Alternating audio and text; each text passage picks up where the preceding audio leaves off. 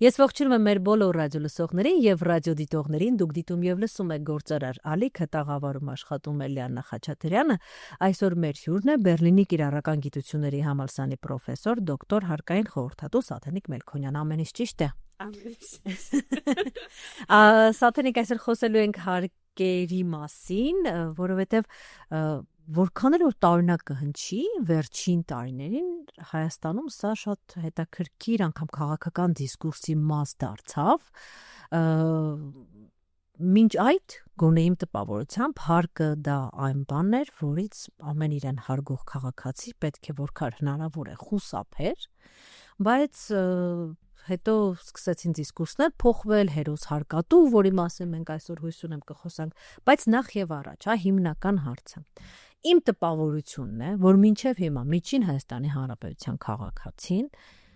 հստակ չի կարողանում հասկանալ, որտեղ է սկսվում, որտեղ է ավարտվում հարկը եւ սկսվում այդ դասական ռեկետը։ Ինչով է տարբերվում հարկը ռեկետից առհասարակ, որովհետեւ շատ հաճախ տպավորություն է, որ նույնն է։ Խնդրեմ Շնորհակալություն հրավերի ու զրույցի համար, նախ Լիաննա ջան, ինձ թվում է նորմալ է, որ Հայաստանի Հանրապետության քաղաքացին այդ տարբերությունը առանձնապես չի տեսնում կամ հիմա փորձում է հասկանալ, որովհետև հարկերի մասին կամ հարկային գիտակցությունը ուղիղ համեմատական է սահմանադրական կամ իրավական գիտակցած հետ քաղաքացու, այսինքն ինչքան մենք հետաքրքրված ենք մեր պետության իրավական հիմքերով, այդքան էլ հետաքրքրված ենք հարկային քաղաքականությամբ, ֆիսկալ քաղաքականությամբ, հարկային իրավունքով եւ այլն։ Դատելով մեր երկրի քաղաքական անցյալից, ինձ թվում է բավականին նորմալ է, որ քաղաքացին չի տեսնում այդ տարբերությունը։ Տեսականորեն հեշտ է հասկանալ որտեղ է ավարտվում հարկը եւ որտեղ է սկսվում անօրինականությունը, բայց գործնականում, որպիսի այդ տեսական սահմանումը, որը բավականին պարզ է հարկերի, հարկը դա անհատույց եւ համապարտադիր վճար է պետական կամ եւ համանքային մարմինների։ Գործնականում, որպեսզի քաղաքացին այդ սահմանումը իրոք կարողանա տարբերի, պետք է որ հարկային օրենսգրքում եւ սահմանադրությունում սահմանված իրավական սկզբունքները իրոք գործեն։ Այդ սկզբունքները պիտի լինեն ոչ թե ինչ-որ գրված սիրուն տեքստեր, այլ իրանք համակարգը կառուցող հիմքն են, էլի։ Սկզբունքայնությունը ինձի համար էլ չէ, ինչքան կարևոր է, նույնքան կարևոր է պետության համար։ Մինչև հարկային իրավունքի հիմքում ընկած սկզբունքները նորմալ չգործեն, քաղաքացին իրականում ռեկետից չի տարբերում։ Դե ես էլ դա ուզում ասել, այսինքն այդ երբեմն անարդար բաշխումը, երբ որ տեսնում է քաղաքացին, կամ երբեմն հենց այդ ոնց որ հարկ մուծես, ոնց որ ջրհորի մեջ գցես, դու չես էլ տեսնում ուր է հասնում, ինչ որ մթության մեջ ես շպրտում ու դու հետո արդյունք չես տեսնում այդ հարկը ուր հասավ։ Եվ դա բնականաբար ստիպում է մտածել, որ դա մի տեսակ վճար է, որ ուղարկի քեզնից քո հետևից չընկնեն, այսպես ասած։ Առայժմ նորմալ է այդ ընկալումը, որովհետև այն ինչ դուք նկարագրեցիք, իրական սկզբունքների տեսքով ձևակերպված է համահավասարությունը, համաչափությունը, այսինքն ոչ չափից ավելի, հաշվետվողականությունը, այսինքն որ պետությունը պիտի շատ թափանցիկ ներկայացնի, որ այս դրամը, որ ես քեզնից հարկել եմ, ծախսել եմ այս ինչի վրա, այդ ամեն ինչը պիտի աշխատի, թե չէ սահմանել ուղղակի ինչ է հարկը ու ասել, այս սա է հարկը, ամեն ինչ այս սահմանման մեջ չի մտնում հարկ չի, իրականում չի օգնում քաղաքացուն վստահություն ձեռք բերելու այդ համակարգի նկատմամբ ու վերաբերմունք փոխելու, հարկ վճարելու, որպես այդ քաղաքացու մշակույթի նկատմամբ, Այդ հաշվետվողականությամբ վերաբերել, ասես մի հատ փոքրիկ էպիզոդ հիշեցի, բոլորս գիտեք, որ համատիրության գումար ենք տալիս մեր շենքում, մեր շենքերում այնպես ստացվեց, որ նորից ստեղծեցինք համատիրություն հարևաններով, սկզբից դա պարզապես գումար էր, որ տալիս էինք, եթե հիշում ենք, բայց երբ որ համատիրություն ներկայացուցիչներ ընդհանուր հարևանների խմբում սկսեցին հաշվետվություններ ներկայացնել ամեն ամիս, գնել ենք այս, չգիտեմ, ցախավելը, այսքանին վճարել ենք այսքան չեկերով, արդեն մի տեսակ երբ որ գումարը ուշացնում ես, ամաչում ես, որտեվ արդյունքը դու տեսնում ես։ Այո։ Եվ այդպես էլ, հա։ Ընդհանուր հերոս հարկատու։ Դեռևս 1 տարի առաջ սա շատ հետաքրքիր ֆենոմեն էր հայկական մեդիա դաշտում, տերմինը բնականաբար առաջ քաշեց վարչապետ Նիկոլ Փաշինյանը, ասաց, որ իրական հերոսը հարկատուն է, որքան հասկացա փորձում էր քաղաքացի պետություն կապը ամրապնդել, բնականաբար նաև հնչեցին առարկություններ, որ այսպիսով արժեզրկվում է իրական մարտի դաշտում, հա, հերոսությունը չի կարելի է այսպես իրար մոտեցնել, այդուհանդերձ վստահ եմ հետևել ես այդ դիսկուրսին, ինքը ինչ որ հետք թողեց, ինքը ինչ որ իմաստ ուներ եւ առհասարակ նման ձևակերպումը արդյունք տալիս է, չգիտեմ։ Դե ես էլ եմ հասկանում քաղաքական ենթատեքստը ինչի էր դա արվում, բայց եթե վերադառնանք արդյունքներին, դա կարա շատ թեթև արդյունք տա այն մարդկանց մոտ, որոնք արդեն իսկ տրամադրված են պատասխանատու քաղաքացի լինելուն։ Այսինքն դա կարա իրանց ուղղակի տենց մոտիվացնի, որ տես ես շատ լավ բան եմ անում։ Բայց որպիսի որ ասենք դա կբերի հարկային պարտավորության նկատմամբ մշակույթի փոփոխության, գրեթե բացառվում է, ու գիտությունն էլ դա փաստում, բայց ինձ թվում է մենք որ դուրս գանք հիմա թեկուզ մարզեր գնանք, հա, որովհետև Երևանի կենտրոնում տենց ինչ որ աշխատող բաբը կա, որ պատրաստ է գուցե իր եկամտի մի մասը փոխանցի այդ պատասխանատու քաղաքացու կոչումը կրելու համար, հա, դա այդպես չի փոխվի, պիտի վերաբերմունքը փոխվի համակարգի նկատմամբ, այսինքն պիտի համակարգը ինքը փոխվի, որպեսզի վերաբերմունքը փոխվի։ Այդպես բերեցիր համատիրության իրավունքը, համակարգը պիտի լինի պարզ, հասկանալի, թափանցիկ, հաշվետու, արդարադատությունը պիտի վերանայվի, հարկային ոլորտում արդարադատությունը պիտի գործի, մինչև չլինի այդ զգացումը, որ հարկերն ու բանակը շատ զգայուն թեմաներն են, պետության հիմքն է, մյուս կողմից դա ամենացավոտ ոնց որ ներդրումն է, որ դու անում ես որպես քաղաքացի, այդ սոցիալական պայմանագիրը պահելու համար, որի անունը պետություն, չէ, ինքը շատ ցավոտ է, մեկը կպնում է քո կյանքի իրավունքին, ազատ տեղաշարժի իրավունքին, մյուսը ուղիղ գրպանից։ Դրանք այն երկու գործիքներն են, որոնք պետությունը կարա վերջի վերջո միակողմանի օգտագործի քո դեմ ու քո լծակները շատ թույլ են։ Դրա համար այս երկու ոլորտը պիտի շատ զգայուն է ու պիտի շատ վստահելի կառուցվի, էլի։ Դրա համար իրավական համակարգը, օրինակ մենք ունենք չէ ՊԵԿ, որը հարկային ոստիկանությունն է, մենք ունենք ռազմական ոստիկանություն, բայց մենք չունենք դատարաններ, հարկային դատարան, ռազմական դատարան, որը միջազգային պրակտիկայում ընդունված է։ Ես հասկանում եմ, որ եւի վարչական դատարանում ինչ որ մասնագիտացված դատավորներն այդ ամեն ինչ անում, բայց դա ցույց տար, որ տեսեք մենք առանձնացնում ենք ու մենք այս երկու թեմային լուրջ ենք վերաբերվում, նույնիսկ եթե մենք ամբողջ դատական համակարգը չենք կարող դեռ ծավալուն համապարփակ ռեֆորմի ենթարկել, այս երկու փոքրիկ հատվածը, որոնք շատ զգայուն են, տեսեք մենք փորձում ենք ինչ որ 6-5 որակը բարձրացնել աշխատավոր, չէ՞, ասենց ինչ որ դատական համակարգը առողջացնել, դրանք նոր կբերեն նրան, որ հարկատուն կնկալի, որ ես ես փող որ տալիս եմ, սրա հաշվին պաշտպանությունը, առողջապահությունը, կրթությունը, այդ սոցիալական պայմանագիրը ավելի լավ է աշխատում ու ես վստահ եմ, որ ես ունեմ այդ լծակը, կարող եմ դատարան գնալ, ես ունեմ այդ ժողովրդավարության գործիքները ամեն ինչ ԱԺ-ով անցնում, ոչ թե կառավարության ինչ որ որոշումներով կամ չզեկուցվող հարցերի փաթեթով, այլ որ չէ, հարցեր լուծում, այս սրա վրա է պետք աշխատել, ոչ թե ինչ որ ռոպագանդա անել, հա, դա կարա ասի շատ փոքր թվով քաղաքացիների վրա, որոնց համար այդպես cool է, էլի, այդ պատասխանատու քաղաքացի լինելը, բայց համատարած ու դրա մասին խոսում են նաև պարզապես քարոզությամբ դու չես հասնել։ Չէ։ Եթե դու չզեկուցվող հարցերի փաթեթով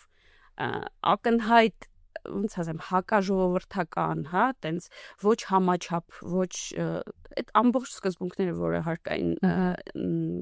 օրենսգրքում սահմանված է, խախտում ես, այսինքն դու առանձին անհատների տալիս ես արտոնություններ, եթե քո դատական համակարգը չի աշխատում, եթե ժողովուրդը չունի վստահություն, որ ԱԺ-ն որպես կառույց ինքը իշխանության առանձին թև է, հա, այդ ամեն ինչը եթե չկա, պրոպագանդան շատ թույլ է ազդելու ու ազդելու է այնքան ժամանակ, մինչև տարվում է այդ պրոպագանդան, հենց փոխվեց իշխանությունը, հենց խոսույթը փոխվեց, նույնիսկ այդ փոքր խմբի մոտ կարա պարտադիր չի, բայց կարա նորից տրամադրությունները փոխվի։ Դու այսօր եկել ես Հայաստանի Հանրապետության հարկային օրենսգրքով, Սուրբ գրքով։ Որպես մասնագետ, լավն է գիրքը, հավանում ես։ Ես այս քանի օր կարդում եմ, ինձ համար հեշտ է, որովհետև ես որ մի նախադասություն սկսում եմ կարդալ, ես արդեն գիտեմ դա որ սկզբունքն է, դե հա, նման տեքստերի հետ աշխատելու փորձ ունեմ։ Ես գիտեմ, այս ասենք 3 օպցիաներից որն է ներդրվել, ոնց է ինքը կապվում են 3 էջ առաջ կարդացածից հետ եւ այլն, այսինքն սխեմատիկ ինձ համար հեշտ է։ Ես կարծում եմ, որ օրինակ գերմաներենից ավելի հեշտ է ինքը լեզվական առումով, գերմաներեն հարկային օրենսգիրքը շատ դժվար է կարդացվում միջին քաղաքացու համար։ Ես չգիտեմ, գուցե իրոք նրանից է, որ ես սխեման հասկանում եմ հարկային օրենսգրքի, բայց կարծում եմ, որ բավականին մատչելի է գրած, ուղղակի գրքի տեխնիկական կառուցվածքից, բայց դա արդեն հարկային օրենսգրքի հետ այդքան էլ կապ չունի, կարծում եմ, որ այդքան էլ բարդ չի գրած։ Համեմատած այլ հարկային օրենսդրությունների հետ։ Հայաստանում հարկային օրենսդրությունը, հա, եթե մենք մի կողմ թողնենք իրականությունը գետնի վրա, այլ հենց այն սկզբունքները, որոնք ներառված են, իրենք որքանով են համապատասխանում արդարության, հավասարության, այսպես ասենք, սկզբունքներին, չնայած այստեղ էլ, հա, արդարության մասին պատկերացումներն են մարդկանց մոտ տարբերվում, բայց չգիտեմ, վերցնենք սոցիալ-դեմոկրատական այդ միջինը։ Հիմա մոդայի եվրոպական, որոնք ասեն սոցիալ-դեմոկրատականը միջին, դե հա, ոչ այդտեղ, ոչ այնտեղ։ Հա, մի քիչ ձախ է ինքը։ Սկզբունքները իրականում շատ լավն են։ Սկզբունքները կատարյալ են, կարելի ասել։ Մնում է, բայց այդ սկզբունքները աշխատեն։ Իսկ աշխատելու տեսանկյունից գրեթե բոլոր սկզբունքները Հայաստանում կամ տենց սաղմնային փուլում են, կամ ակնհայտորեն խախտվում են, կան որոշները, օրինակ ես տեսնում եմ, որ ակնհայտ փորձ է կատարվում ավելի թվային, ավելի պարզեցված, ավելի հասանելի ինչ-որ տարբերակով կազմակերպել, բաժիններ կա, որ իրոք տարվում է, լավ չաշխատեց։ Ինձ թվում է ընդհանրապես չաշխատեց, որովհետև եթե վերջում քեզ պետությունը ասում է, որ դե լավ, չես լրացնում, ես քո փոխարեն կլրացնեմ, սա արդեն վկայում է, սա վկայում է այն մասին, որ դա չաշխատեց։ Դե հա։ Բայց ի սկզբանե կային նշաններ։ Հենց մեր տաղավարում, հա, պարոն Հովհաննիսյանին ես հարցրել եմ, իսկ ինչ եք անելու, երբ որ այդ 300,000-ից 150,000 անձը չլրացնի, որովհետև կա շանս, հենց անգամ եթե ուզի, կարող տեխնիկական գիտելիքները չհերիքի, այսինքն մտնի, հասկանա եւ լրացնի, բնականաբար պարոն նախարարը նշեց, որ ավելի շատ խրախուսելու մասին են մտածում, քան պատժելու, ես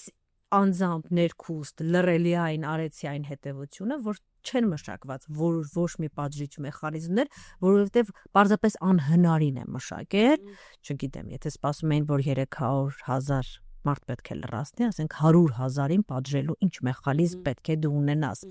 չունես դու այդ ռեսուրսը առհասարակ։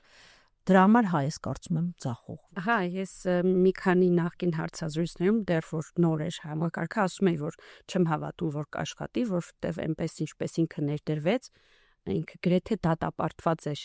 այս ելքին, բայց դե փորձեր արվեց, ինձ համար ավելի կարևոր է հետևել հետևություններ կանեն, ինչի չաշխատեց, ինչը պիտի ուրիշ կերպ, ինչա նշանակում ընդհանրապես խրախուսող համակարգ, արդյոք այն ինչ գրվել էր իրոք խրախուսող էր, թե ընթացքում ասենց փորձեցին ուղղությունը փոխեն, որովհետև գրվել էր լրիվ ուրիշ բան, արդյոք պատասխանատվության ինստիտուտը զարգացած այնքան եւ արդարադատության ինստիտուտը զարգացած այնքան, որ դու գնաս այդ քո փոփոխության հետևից, այդ ռեֆորմի հետ, այսինքն ինստիտուցիոնալ առումով գնաս, հա։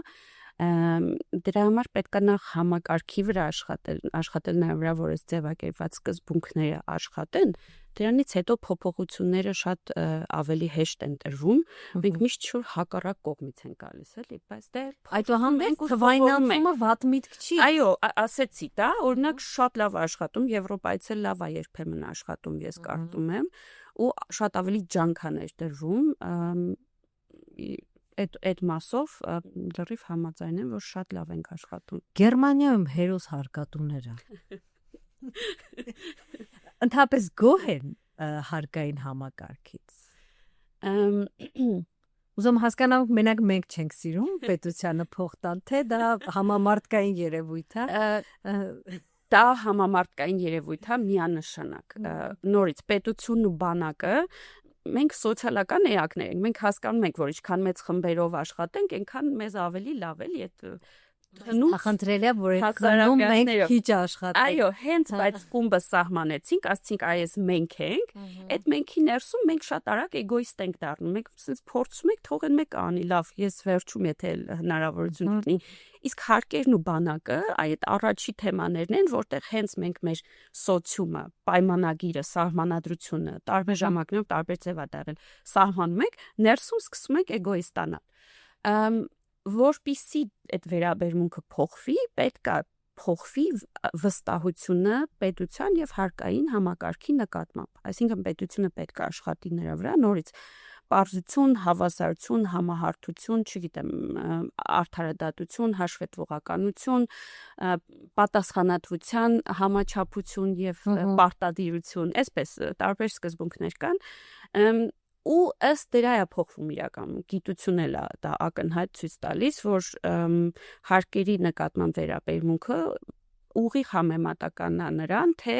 ինչքան եմ ես վստահում հարկային համակարգին, ինչքանով եմ վստահ, որ այն գումարը, որ ես վճարում եմ, իրոք գնում է այն սոցիալական պայմանագրի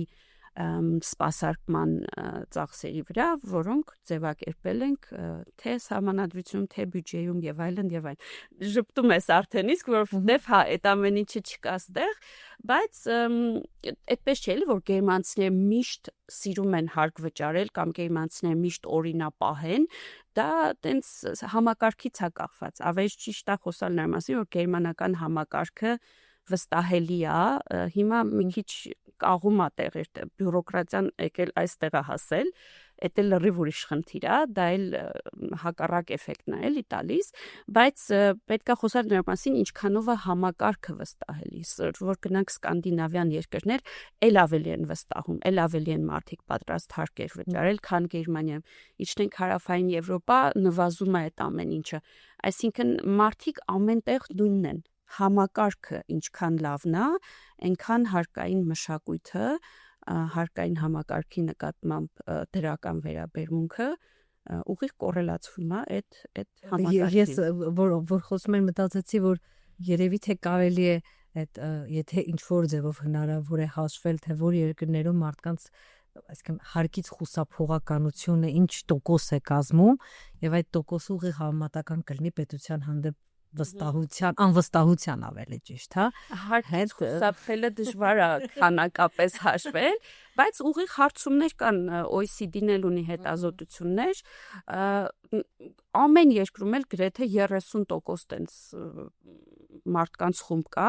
որոնք ասում են նույնիսկ եթե սոցիալական վիճակը վատանա, այսինքն փողոցները վատանան, դպրոցները վատանան, պաշտպանություն ավելի լավ է քիչ հարկ վճարեք։ Այդ խումբը միշտ կա, ուզում է կատարյալ վիճակ լինի համակարգում, միշտ կա սենց ինչ-որ խումբ, որ ասում է, չէ, ինձ պետք չի լավ փողոց, բայց երևի մինչև վերջ չի պատկերացնում, որ փողոցը իրոք կվատանա, էլի, եթե ներդրումը չլինի, ավելի լավ է հարկ չվճարենք։ Այդ խումբը միշտ կա։ Դա ոնց որ այդ ասում ազատության կոնցեպցիայի մյուս կողմն է, որ ամեն մեկը մենք բակով կհավաքվենք մեր փողոցը կսարքենք մի 10 մետր հետո մեզ չի հետաքրքրում, բայց հա Հայաստանում էլ կա իդեպ։ Հա, նույն մարդիկ են, նույնն ենք ամենտեղ։ Եվ 30%-ից բացի մնացածը արդեն հենց կախված այնից, թե ինչքան եմ վստահում ես իմ հարկային համակարգին ու իմ պետությանը։ Այսինքն այդտեղ ակնհայտ է երկրների միջև տարբերությունները, որ այն երկրներում, որտեղ ժողովուրդը վստահում է ու ասում է արդար է ձևավորված իմ հարկային համակարգը, fairness, հա, այնքան ինքը ավելի պատրաստ է հարկեր վճարելու։ Իսկ վախը այսինքն եթե ես վախում, որտեվ հետևիցս կգան, հա, դրա համար ես հարկ եմ։ Վախը միանշանակ ամենակարևոր մշակույթ ձևավորող ֆակտորն է, բայց ես վախի մասին զգուշ եմ խոսում, որովհետև վախի էլեմենտները կարելի է քաղաքականապես ներդնել միայն եթե դու արդարադատության կողմը ապահովում ես, եթե դու բարեխիղճ կառավարություն ես, էլի, այսինքն մինչև դու դատական համակարգը չթափանցիկացնես, չանկախացնես, իրական վախի էլեմենտներ, վախ թե ուր սաբոտաժ է։ Հա, կամ կարան գնան նույնիսկ երկրից մարդիկ, էլի, վախը աշխատում է միայն եթե վստահություն կա, որ ես ունեմ մեխանիզմ, լծակներ անարդար ինչ-որ հակազդեցության դեմ պայքարելու։ Այդ դեպքում, հա, վախը, օրինակ Գերմանիայում հսկայական ֆակտոր է, Գերմանիայում հարկից փախուստի համար դու կարող ես ավելի ծանր քրեական պատասխանատվություն կրել, քան օրինակ առանց այդ ոնց է հայերեն դա կոչվում, ոչ կանխամտածված սպանության համար, այսինքն որ պատահական ինչ որ մարդու մեքենայի տակ գցես կամ որ չէիր ուզում էլի ինչ որ այդպես դեպքերի բերումով մարդ մահանա քո գործողությունից, կարաս ավելի քիչ քրեական պատասխանատվություն կրես, քան հարկերից փախուստի համար։ Հարկերից փախուստը Գերմանիայում ու ինքը 10 տարի հետևում է քեզ, 10 տարի բացակո кейսը, եթե մի անգամ դու հարկերից փախուստ ես գործել, 10 տարի հանգիստ չես քնում, որովհետև անընդհատ կարա այդ գործը բացվի, էլի, բայց նորից դա կարաս անես միայն երբ որ դու ունես հարկային դատարաններ, ինչպես ունի Գերմանիան, ամեն երկիր չունի այդ կոնցեպտը առանձին հարկային դատարանների, ու որոնց անաչառության ու անկախությանը դու սենց ամենօրյա ռեժիմով հետևում ես ու հսկում ես, որ իրանք լինեն բացարձակ անկախ եւ անաչառ։ Լրիվ բանը հեքիաթների շարքից էլի մեզ համար հարկային դատարաններ են էլ անաչառ, չնայած չէ, լավատես լինենք։ Այո, ձգտում եք դրան։ Անverջ կարելի է խոսալ, բայց ամեն դեպքում ժամանակը, քանի որ մեր անսահման չէ, ես ուզում եմ տեղափոխվենք մի հատ ավելի հետաքրքիր քաղաքական իմաստով հետաքրքիր թեմայի մասին խոսենք, թվում է թե ինչ կապ ունեն հարկերը, եկեղեցի եւ գործող իշխանություն, իսկ ավելի ճիշտ իշխանական կուսակցություն, հա, պառակտման մասին, քաղաքական գնահատականները եւ քաղաքական նպատակները մի կողմ, որոնք բնականաբար կան, բայց կա առնվազն դրա մասին ասվել է, ակնարկվել է, ինչ որ sense կարմիր գծով գնում է, հա, ցանկություն կառավարության կողմից, որքան ես հասկանում եմ, բերեր եկեղեցուն հարկային դաշտ։ Նախ ինչ ասել է եկեղեցուն բերել հարկային դաշտ, եւ ընդհանրապես նման փորձ կա աշխարհում։ Ինչ ենք անում։ Քաղաքականի հետ գործ սրկոնցվել Գիտես, Լիանա ջան, նախ մի փոքր հեռվից գանք, որ համակարգված էլի մոտենանք, հարկերը ընդհանուր տեն սահմանադրական կարգի մեջ է տեղավորվում, առանձին չի քննարկում ինքը։ Այս ամբողջ քննարկումների մեջ ինձ համար շատ հետաքրքիր էր հայտնաբերել, որ շատ մարդիկ մեր սահմանադրական կարգը, այսինքն թե ինչպես է մեր պետությունը վերաբերվում եկեղեցուն, կամ ընդհանրապես չգիտեին, ու կիրթ ասելով մարդիկ, ովքեր իմ պատկերացնում պիտի որ տեղյակ լինեն, էլի, կամ ընդհանրապես չգիտեին ու զարմանում էին, թե ինչա գրված մեր 18 հոդվածն է, չէ՞, ոնց որ պետություն եկեղեցի հարաբերությունների մասին, կամ էլ համաձայն չեն այդ ձևակերպման հետ, այսինքն կամ ռադիկալ լրիվ այտենց կատարյալ անջատում են ուզում, ոնց որ Ֆրանսիայում օրինակ, հա, բացարձակ անջատում եկեղեցու պետության, իրար հետ պիտի կապ չունենան այդ երկու կառույցը, Կամ ընդհակառակը կա նաև այն մյուս ծայրահեղություն, ասենց անգլիական, հունական մոդելով, որ պետություն եկեղեցի պիտի ընդհանրապես սիմբիոզի մեջ մտնեն։ Ռուսականն էլ կարծեմ նույն մոդելի մեջ։ Հա, եթե չեմ սխալվում։ Ես եվրոպականն եմ միշտ ուսումնասիրում, բայց ինձ համար դա շատ հետաքրքիր է այս քննարկումներից նախ եղել, որ մենք մեր սահմանադրության այդ հոդվածը կամ չգիտենք, կամ էլ այնպես չի, որ հիմա չեմ ուզում ասեմ միջին հայտարար չունենք, բայց շատ հնարավոր է, որ ռեֆերենդում անենք, պարզվեր, որ այդ հոդվածը այդքան էլ չի արտահայտում մեր հասարակության մեծամասնության կարծիքը։ Նախ պետք է մի հատ այս հարցի շուրջ գալ ընդհանուր հայտարարի, որովհետև այն մոդելը, որը մենք ունենք հիմա, իմիջիալոց ինքը գերմանական մոդելի կրկնությունն է, ոչ միայն այդ հոդվածը, շատ տարօրինակաբար մեր սահմանադրությունում ցենց բառացի գերմանական սահմանադրությունից կետեր կան, շատ եմ զարմանում այդ առումով, բայց մենք պիտի կողմնորոշվենք, մենք համաձայն ենք այդ ձևակերպման հետ, այսինքն եկեղեցին որպես ազգային եկեղեցի ստանում է բացառիկ ստանում է բացառիկ ֆունկցիաներ, առաքելություն է ստանում 3 ոլորտում ֆունկցիա իրականացնելու։ Մենք եկեղեցուն ֆունկցիա ենք տալիս որպես պետություն բացառիկ մշակույթը պահպանելու, ինքնությունը եւ հոգեվոր կյանքը կազմակերպելու։ Սա մի մոդել է, որտեղ հարկային եւ ընդհանուր իրավական հարաբերությունները մի ձև են կազմակերպվում։ Ֆրանսիականն մի ծայրահեղությունը լրիվ այլ բան է, անգլիականը ուրիշ է, ու կա նաեւ Իտալիա, Իսպանիա, հունգարյան հետաքրքիր մոդել ունի սկանդինավները, բոլորը այս Անգլիա-Ֆրանսիա այս հատվածում միտեղ դիրքավորվում է։ Գերմանիան ուղիղ մեջտեղում է, ու մենք էլ ենք ուղիղ մեջտեղում։ Այսինքն գերմանական մոդելը կոչվում է կոոպերատիվ անջատում, ինքը հենց այդ մեջտեղն է ցույց տալիս, էլի մենք կոոպերատիվ ենք մնում, մենք Ֆրանսիայի պես տենց չենք իրարից անջատվում լրիվ, չենք էլ ճանաչում իրար, մենք համագործակցում ենք եկեղեցին մեզ հետ, մենք եկեղեցու հետ, բայց անջատում ենք, մենք կրոնական պետություն չենք, մենք աշխարհիկ պետություն ենք։ Հիմա այս մոդելը շատ բարդ մոդել է, երբ որ դու մեջտեղում ես, ռադիկալ չես, հա, ինչքան ռադիկալ ես, այնքան պարզ է քո մոդելը, բայց այնքան էլ անարդար է ինքը շատ դեպքերում։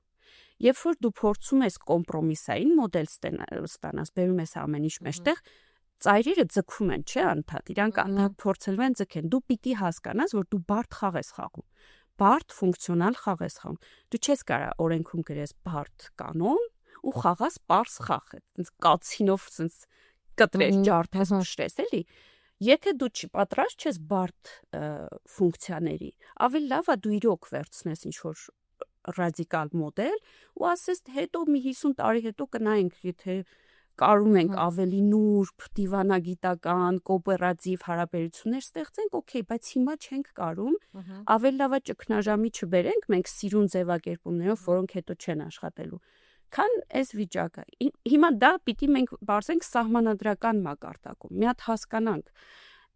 գուցե անկեղծ էլի, մի հատ դրա մասին պետքա խոսալ, մեզ այս մոդելը ձեռք է տալիս, թե մենք ավելի հակված ենք ավելի տենց կրոն պետություն ինչ որ սիմբիոզի, հա, թե ավելի ենք ուզում անջատենք։ Ես կարծում եմ, որ մեր մոդելը իդեալական է հիմա, բայց դե 3 միլիոն քաղաքացի ենք, բոլորս պիտի կարծիք ունենանք, էլի։ Այդ հարցը որ մի հատ կարգավորվի կամ ինչ որ ընդհանուր հայտարարի գանք, հա,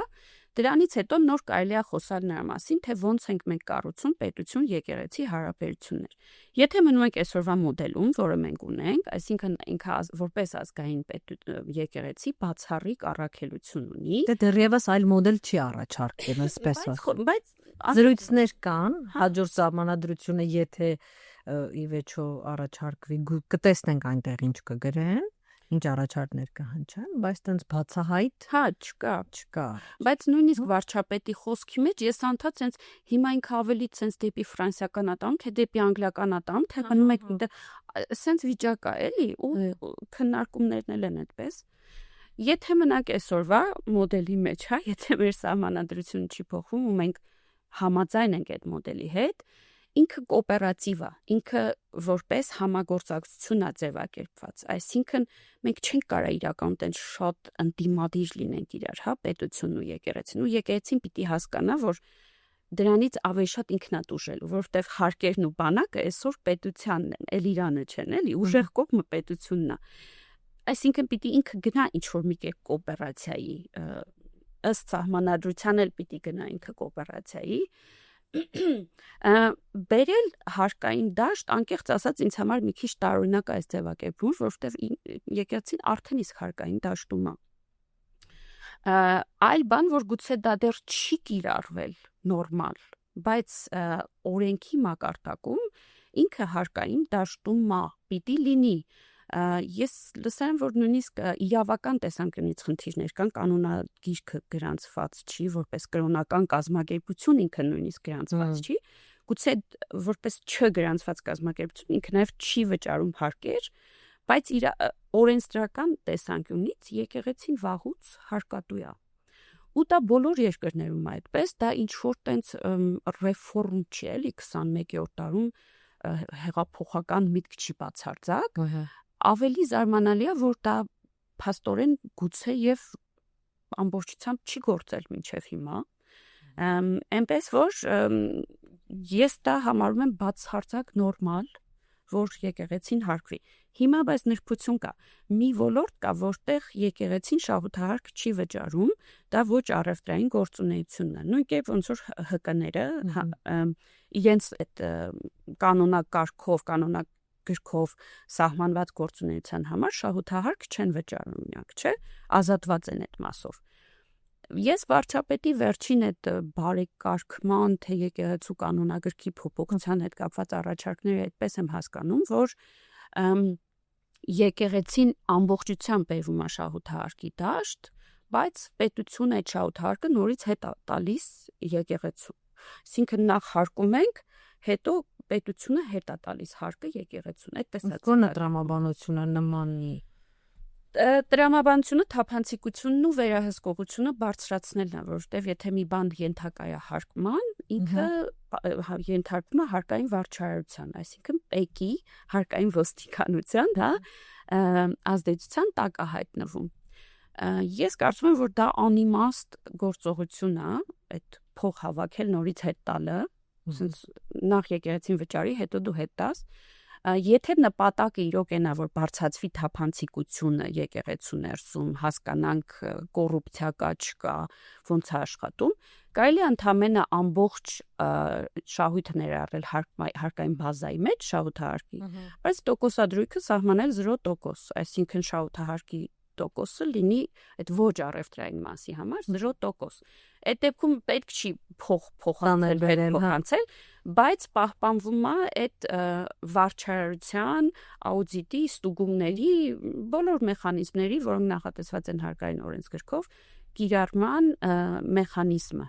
Մնացած հարկերի տեսակով գծով գույքահարկ, ԱՀ, եկամտահարկ աշխատողների համար եկեղեցին պիտի որ վաղուց ինչ կա հարկային օրենսգիրք, ինչ կա մեր սահմանադրությունը, պիտի որ դա արդեն իսկ տեղի ունենար, ինձ համար զարմանալի է, եթե դա չի գործում, չնայած եկեղեցու հետևորդներից լսում եմ, որ իրանք վճարում են գույքահարկել, եկամտահարկել, ամեն ինչ տեղի անում։ Ինձ թվում է հարցը վերաբերում է այդ ոչ առևտրային ոլորտին, այսինքն նվիրատվություններին, այդ կրոնական, գործունեությանը։ Այդ դեպքում ես մի քիչ անիմաստ եմ համարում հարկել ու հարկը հետ տալը, ավելի լավ է, բայց էլի ժամանակավոր, որովհետև ՀԿ-ների նկատմամբ խտրականություն ես դնում եկեղեցու նկատմամբ։ ՀԿ-ների ոչ առևտրային գործունեությունը չի հարկվում, էլի։ Խտրականություն կարելի է դնել ժամանակավոր, ասել, որ մենք թափանցիկության բարձրացման հարց ենք լուծում։ Բայց ավելի լավ է ներառել հարկային բազայի մեջ ու 0% շահութահարկով հարկել, այսինքն չհարկել, քան թե այն ինչ հայտարարել է վարչապետը, հարկել եւ գումարը հետ պետությունը իր հերթին երաշխավորում է այդ հարկերի հետ վերադարձը։ Մի քիչ շատ բարդ համին, չէ՞լի։ Ինձ մոտ տպավորություն է, որ պարզապես կհիշեք, որ ձերբակալություններ են լինում, մեկ Facebook-ում գրել էր, բա հայը հային կձերբակալի։ Հիմա նույնպես պարզապես հայ առաքելական եկեղեցին այնքան խորհրդանշանական դեր է իր մեջ պարունակում, որ թվում է թե ընդհանրապես պետք չէ եկեղեցու հետ փողի մասին խոսել, այսպես ասեն, հա։ Չէ, պետությունը եկեղեցին ունի նայեք մշակույթի պահպանման, ինքնության պահպանման, հոգևոր կյանքի կազմակերպման բացառիկ առաքելություն։ Այդտեղ պետք չի եկեղեցուն կպնել, իրոք, ընդհակառակը, այդտեղ պետք է եկեղեցու ներսից որ լինի ընդվզում, եթե դա տեղի չի ունենում, հա։ Իսկ ակնհայտ է, որ մեր հանրությունը չունի վստահության այն մակարդակը եկեղեցու նկատմամբ, որը որպես այնպես բարոյական նշաձող Դե այդուհանդերձ ըստ հարցումների ամենավստահելի ինստիտուտներից մեկը միշտ եկեղեցի բանակ եկեղեցի։ Դե ինքը բարձր է։ Դե դրա համար էլ հիմա չկա այդ վարչապետի պատկերացրած ալիքը, հա, պահանջը, որովհետև ժողովուրդը չի նիկլույոտ էլի, չգիտեմ հայերեն ոնց ասել, չի ընկալում այս բողոքը ու արժանման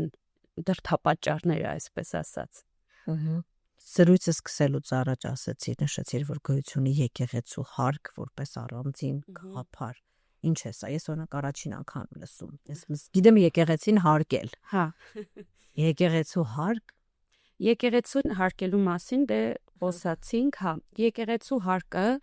ճիշտն ասած էլի գերմանական ինքը գաղափար է, բայց որոշ սկանդինավյան երկրներ են փոխարել։ Եկեղեցու հարկը աշխատում է միայն կոոպերատիվ մոդելներում, ինչպիսին է նաև մերը։ Այսինքն համագործակցություն է պետության եւ եկեղեցու միջև, դա ծառայություն է, որը պետությունը մատուցում է եկեղեցուն, այսինքն հավաքում է հարկեր եկեղեցու հետևորդներից, այցելուներից, ինչ-որ տերմին կա, չգիտեմ, որ անդամ են էլի եկեղեցու, ինչ անդրոտի անդամներ, չգիտեմ հայերենը ոնց է դա հենց եկեղեցու հետևորդներից եւ փոխանցում է եկեղեցուն։ Առավելությունը ինչու՞մն է, որ եկեղեցին շատ հեշտ պլանավորում է իր ծախսերը, այսինքն ինքը գիտի թե ինչ մուտքեր է ունենալու։ Օրինակ իսկ դա ինչպես է արվում, այսինքն ինչու էս միտքս եկավ էլի հարցումները ցույց են տալիս, որ բոլոր հարցումների ընթացքում Հայաստանի բնակչության 80-90%-ը, անգամ վերջին անգամ կարծեմ 98%-ը հարցմանը թե ինչ կրոնական կազմակերպության հետևորդ եք նշել են հայ առաքելական եկեղեցի։ Մենք բոլորս գիտենք, որ Հայաստանի բնակչության 98%-ը ամեն կիրակի չի գնում եկեղեցի։ Դա ակնհայտ է։ Ուզում ասեմ, հենց նշեցիր, որ հայ առաքելական եկեղեցու հետևորդ ես, այդ պահից սկսած դու դառնում ես պոտենցիալ հարկատու այս սխեմայի մեջ, թե պետքա տենց ինչ որ մեկը ստուգի տեսնի դու կիրակի օրերը գնում ես, թե չէ, գնալ պետք չի, այդ ցուցակները եկեղեցին պիտի տրամադրի, որովհետև հետևորդն տեխնիկապես դա նշանակում է հիմա նորից անկիրթ եմ բավականին մկրտվել, դա տենց գործընթաց է։ Եթե գնացել ես, ամուսնացել ես, մկրտվել ես, օգտվել ես, այսպես ասած, եկեղեցու ծառայություններից, կոպիտ ասած, դու արդեն դառնում ես։ Հա, մկրտությունն է ինձ թվում է, որ թուղթ ես ստանում որպես հայ, այդ ցուցակը եկեղեցին ունի, ինքը հստակ գիտի, այստեղ հարցը ոչ թե ով է գնում եկեղեցի, այլ ով է այդ ցուցակներում ներառված, հա։ Ու կարելի է սկսել շատ փոքր տոկոսից հարկման, սիմվոլիկ էլի, որ ինքը ընդամենը այդ համագործակցության ու վստահության վերականգնման որպես գործիք ծառայի բոլոր կողմերի համար, որովհետև երբ որ դու հարկ ես վճարում, էլի համատիրության օրինակը, դու հետաքրքրված ես ինչա կատարվել քո հարկերի հետ, չէ՞, այսինքն այն որ հիմա մենք փորձում ենք քերակնոջ ֆունկցիոներով ժողովրդի մոտ արթնացնել եկեղեցու բարեփոխումների օրակարգը, շատ ավելի հեշտ տեղի ունենում, երբ որ դու հարկ ես վճարում ու հետաքրքրվում ես իսկ ինչ տեղի ունեցավ հարկերի հետ, էլի կներեք, դա շատ ավելի հեշտ է բերում ներսից բարեփոխումների պահանջի հետևորդների մոտ եկեղեցու, քան այն ինչ որ այսօր տեղի կա ունենում մեր քան թաքուն նկարահանումները։ Այո, համ մեծանա պետություն եկեղեցի համագործակցությունը, իրանք սովորում են, որ մի ծառայություն դու ես ինձ մատուցում, մի ծառայություն ես եմ քեզ մատուցում, այսինքն կոոպերացիայի մոդելը, որը սահմանադրորեն նախատեսված է, աշխատում է համ ժողովրդի մոտ բարձրանում է այդ գիտակցությունը, հա, հարկ վճարողի,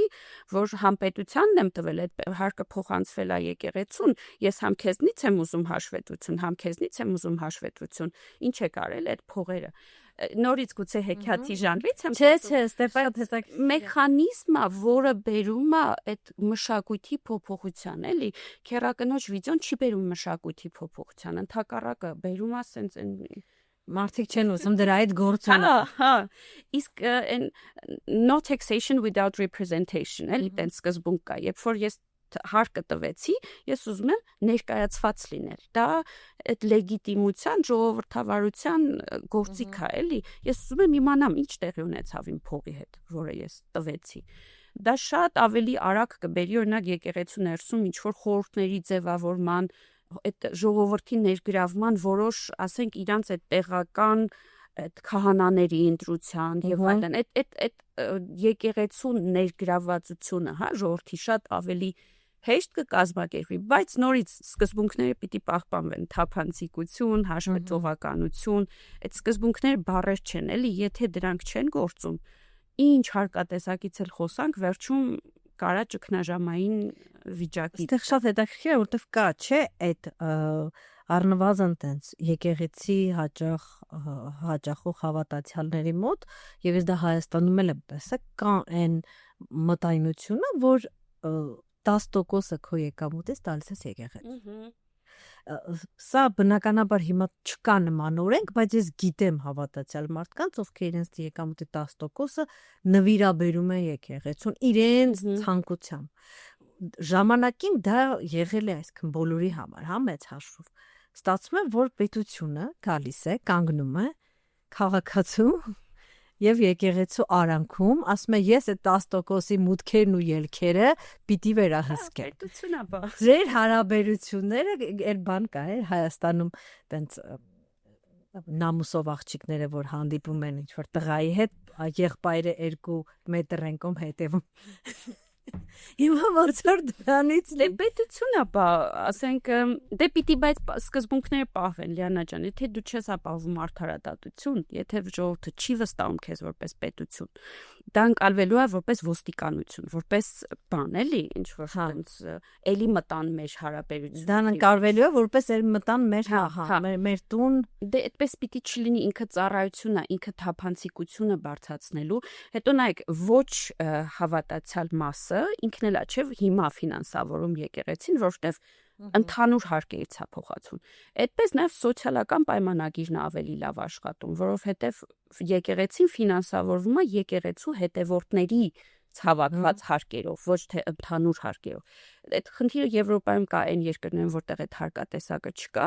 չհավատացող մասան ասում է շատ կներեք, ինձ պետք չէր այդ եկեղեցին վերանորոգեիք, բերեիք մեր դպրոցը վերանորոգեիք, հա։ Իր համար դա արժեք չի այտենց, այսինքն դա նաև բերում է սոցիալական արդարության բարձրացման,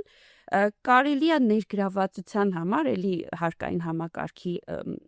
գրավչությունը բարձրացնելու համար, ասել դուք տարվա սկզբում իրավունք ունեք ձեր հարկերի, ասենք 30%-ը ինքներդ որոշեք որտեղ է ծախսվելու։ Ուզում եք առողջապահություն, ուզում եք կրթություն, ուզում եք բանակ, ուզում եք եկեղեցի, նույնիսկ եթե դուք հավատացյալ չեք, բայց ձեզ համար դա տենց արևոր մշակութային արժեք է, դա էլ ներգրավվածության ու հաշվետվողականության, վստահելության բարձրացման գործիք է, էլի, ու շատ ավելի արդար է կազմակերպվում, եկեղեցու համար էլ շատ ավելի հեշտ պլանավորվող է, որովհետև նվիրատվությունը կարող է մյուս տարի չանի այդ մարդը 10%-ը, չէ՞։ Հարմար չլինի, բայց հարկը պիտի վճարի ինքը։ Այլ բան, որ կարող է մարդիկ մեկ էլ չուզենան եկեղեցու անդամ լինեն, ու այստեղ էլ եկեղեցին ստիպված է լինելու այդ բարոյական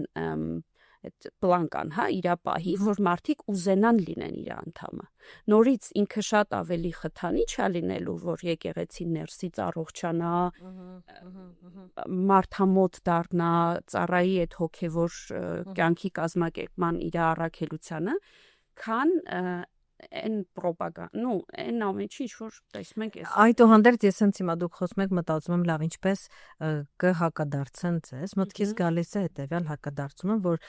միևնույն է, այս բոլոր առաջարկած մեխանիզմները, որոնք արդյունքում կբերեն նրան, ինչ դուք անվանում եք բարեփոխում եկեղեցու նաև, դրանք փորձեր են միջամտել եկեղեցու ներքին գործերին, որը հայաստանյաց հողի վրա դարեր շարունակ տեղի չի ունեցել եւ չպիտի ունենան, որովհետեւ այդպես կներեք, չէ, եկեղեցու ներքին ֆինանսական գործերին։ Եկեղեցին կրոնական կազմակերպություն է, ես աթեիստ եմ, գուցե ինձ համար հեշտ է տենց բաներից խոսալ, բայց եկեղեցին կրոնական կազմակերպություն է, ինքը կազմակերպություն է, ինքը ոնց որ հասարակական կազմակերպությունն է, ասենք կանանց իրավունքներ պաշտպանող։ Պետության տեսանկյունից ինքը նույն բանն է։ Այսինքն այդ ազգային եւ մշակութային եւ ազգապահպան ֆունկցիաները մենք սահմանադրությամբ իրան փոխանցել ենք։ Մենք ասել ենք դու ունես բացառիկ ֆունկցիա, առաքելություն, դրա համար մենք իրան բանակ ենք թողում, ուրիշ կրոնական կազմակերպությունների չենք թողում մենք բանակ։ Դրա համար մի պահ դպրոցում էր ինքը, չէ՞։ Այո, հայ եկեղեցու։ Գերմանիայում էլ կար նա կրոնի պատմություն, այդ նույն կոոպերատիվ սահմանադրական սկզբունքից ելնելով։ Այսինքն մենք այդ կրոնական, այդ որը 1700 տարի եղել է մեր ինքնության մասը, դրան չենք կպնում։ Ընդհակառակը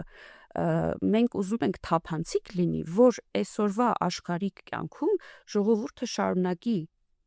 իրան այդ համայնքի մաս զգալ, հա, հետաքրքրված լինի դրանով, որովհետև այսօրվա աշխարհում չի լինելու այն կապը եկեղեցու հետ, որը եղել է, ասենք 1000 տարի առաջ, պետքա նոր ներգրավվածությունից լավ չի աշխատում քո գրավչությունը բարձրացնել է, էլի որպես կառույց։ Ես չեմ կարծում, որ մենք դրանով կոփում ենք եկեղեցու որպես կրոնական ինստիտուտի սուրբ առաքելությանը, հա, բայց պետությունը ունի ֆունկցիաներ, ինչով է հիմա եկեղեցին, հայ առաքելական եկեղեցին տարբերվում այլ կրոնական կազմակերպությունից։ Պետության աչքերով։ Իր բացառիկ դերով մշակույթի եւ ինքնության եւ հոգեվոր կյանքի պահպանման գործում։ Այդտեղ ես համաձայն եմ, ես օրինակ դեմ եմ, որ ասենք բանակում նաեւ այլ կրոնական կազմակերպություններ լինեն, բանակը էլի սկայուն թեմա է, էլի։ Կամ ինչ որ մենք մատենադարան եկեղեցի համագործակցություն։ Չէ, մեզ մոտ ի վերջո կրոնը եւ այսպես ասեմ գրերն էլ բխած են կրոնից, հայ դրանք ինքնության շատ լուրջ հենակետ են։ Այսինքն, չգիտեմ, կարող է լինել հայ աթեիստ եւ անգամ հայ բուդդիստ, բայց անգամ այդ աթեիստն էլ բուդդիստն էլ հայ առաքելական եկեղեցու նկատմամբ ունեն որոշակի բացառիկ տրամադրված։ Ես ճանաչում եմ շատ աթեիստներ, բայց բոլորի համար ասում հայ առաքելական եկեղեցին մի կողմ, մնացած բոլոր, որովհետեւ դա ինքնության շատ լուրջ մասակա մշակութային ինքնության տեսանկյունից եկեղեցուն որ կպնում են, ես ինքս որ բոլորը ասում են լավ դու աթեիստ ես, հիստերիա սկսվում մոտս, էլի, որովհետև դա իմն է, դա չի կարելի դրան կպնել, բայց դա կապ չունի կոռուպցիայի, ինչ որ ֆինանսական, մի հատ կարելի է ժողովրդի հետ խոսալ, էլի, ինչի չեն վստահում եկեղեցում, ինչ խնդիրներ են տեսնում։ Ու կտեսնենք, որ դրանցից շատերը պետությունը ունի գործիքներ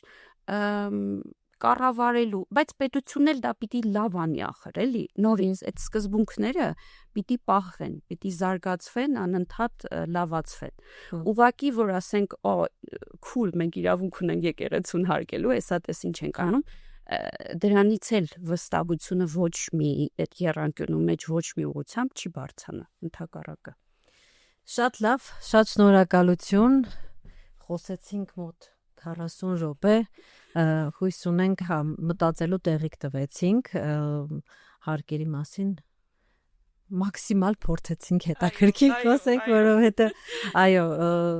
ռադիո լսողը եւ ռադիո դիտողը միշտ չի, որ եւ չես մեղադրի հետաքրքրված է հարկային քաղաքականությամբ, որովհետև ամեն ինչ չի, որ պարզ է եւ էլի ռեկետի հետ է ասոցացվում, տհաճ զրույցներից մարդիկ փորձում են հեռանալ։ Այդուհանդերձ շատ շնորհակալ եմ զրույցի համար։ Մեր բոլոր ռադիոլսողներին եւ ռադիոդիտողներին հիշեցնեմ, որ դուք դիտում եւ լսում եք գործարար Ալիքը տաղավարում Աշխատեցլյան Նախաչատրյանը, այսօր մեր հյուրն էր Բերլինի կիրառական գիտությունների համալսարանի պրոֆեսոր,